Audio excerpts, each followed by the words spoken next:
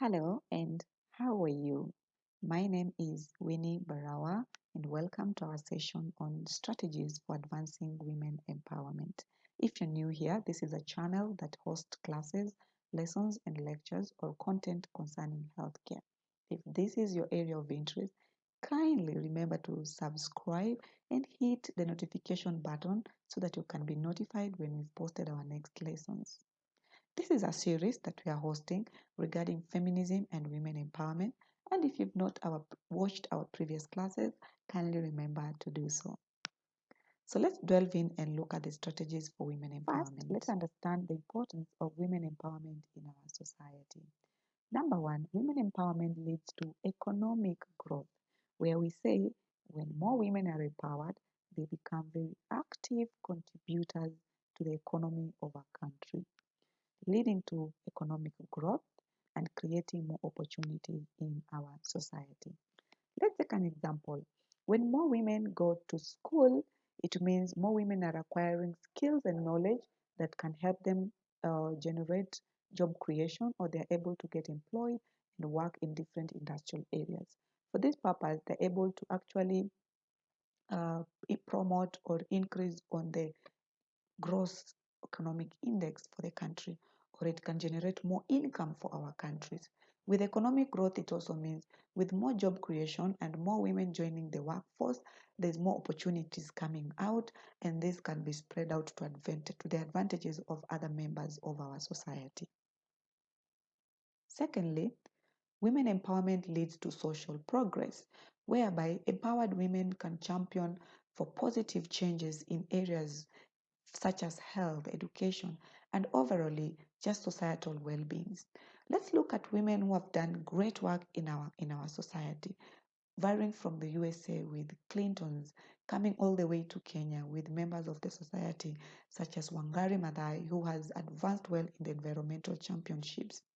Now, looking at all these places, empowering women means we can get more innovation that can help us solve challenges that are affecting health, challenges that are affecting education, challenges that could be affecting leadership and politics.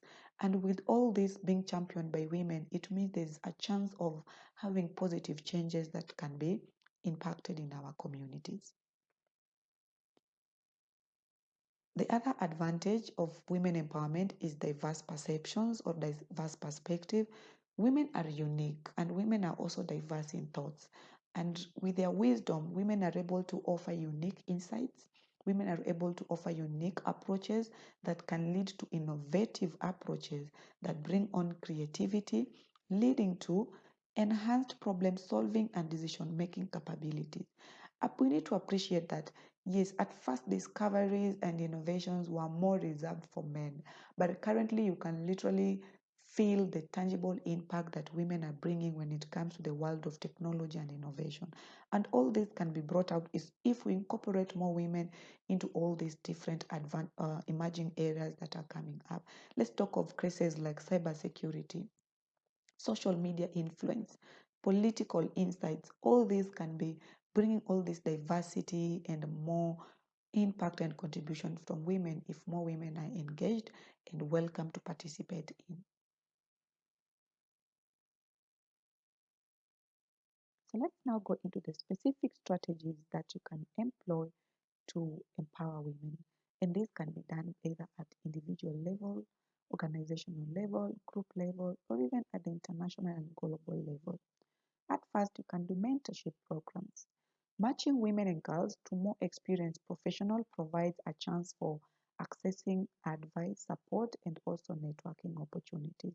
We need to know that the more women are being exposed or being brought together into spaces where they can learn more from other professionals or they can learn more from other women who have gone ahead of them, gives them a chance to tap from all this advice and experience from these fellow women, and for this purpose, they get more opportunities to advance, more opportunities to become better and build on their skills and knowledge and expertise.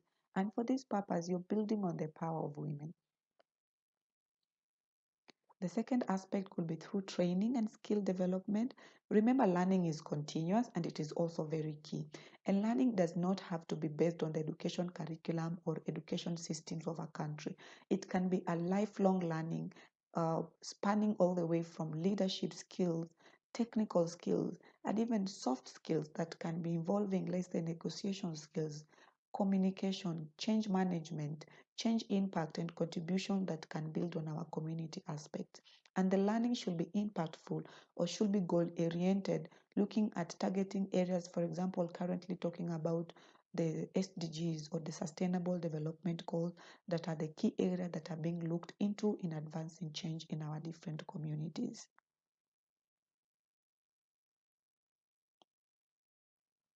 Other strategies can be through promoting inclusivity. We need to know women have suffered for so long on the terms of discrimination, and this discrimination has been changing from way back in the 90s. We'll talk about discrimination at workplaces, but of late you'll find this discrimination based on body choices, dressing, and so on. Now, promoting inclusivity among women, both in workplace and even individual areas, will make women feel valued and heard, and this at the end will promote women's self-worth.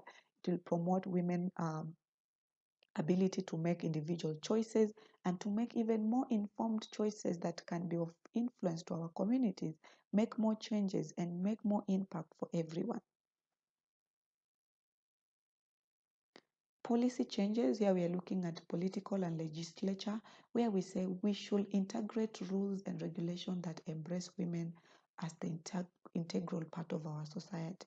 If we have laws or constitutions in our community that do not embrace women, or we have nations and countries that do not recognize the main role or the important roles that women play in the countries, then we have a very redundant country. And for us to bring change, we need to have policies that are changing or policies that embrace changes and advancement that have come a long way into embracing women as part and parcel of our countries or part and parcel of development in any country. And lastly, let's appreciate that it's not easy advancing women empowerment. Many people might not see the importance of women empowerment, or rather, you may have actually seen how people view women empowerment as toxic feminism that seems to be looking at women fighting against men or women trying to compete with men.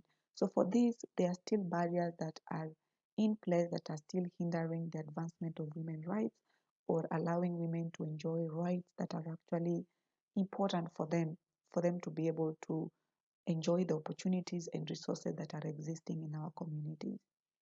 So, number one of these barriers could be through wage disparities or unequal pay, where even up to now, some women are still earning way less than men for the same roles and responsibility that they play at their workplace. The other part is stereotyping and biases.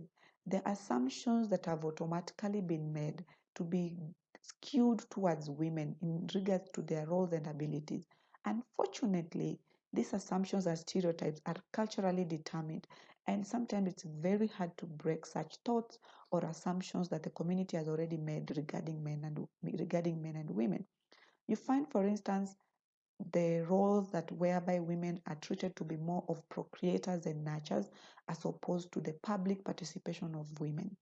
And for this purpose, it makes very hard for women who wants to become public vocalists when it comes to fighting for women's rights and their access to opportunities.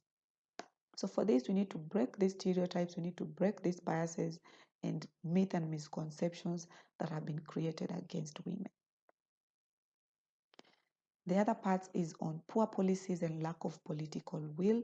Remember, for women empowerment to be strong enough in our society, we need the policymakers, we need the governments to embrace that women are part and parcels of our development.